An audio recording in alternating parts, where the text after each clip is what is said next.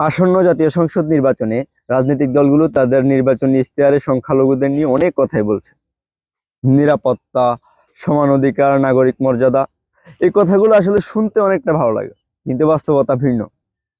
আপনি যদি পদক্ষেপ নেন এবং সেটার একটা কাঠামোগত দিক থাকে, তাহলে সেই পদক্ষেপ অনেকাংশে বাস্তবায়ন সম্ভব।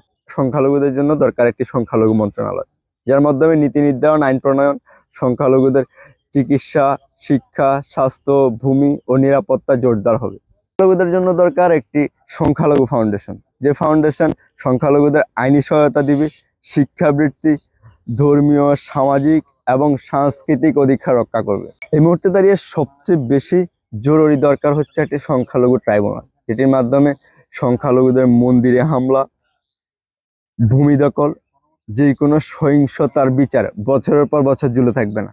নিরপেক্ষ তদন্তের মাধ্যমে দোষীদের খুব দ্রুত আইনের আওতায় আনা যাবে।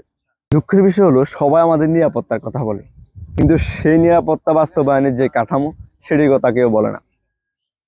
আমরা যদি এই মুহূর্তে আমরা সংখ্যালঘুরা যদি রাজনৈতিক দলগুলার ইশতেহারের দাবি দাওয়াগুলো আসতে না পারি, তাহলে কোশ্চিনকালে আমাদের কোনো পরিবর্তন সম্ভব নয়।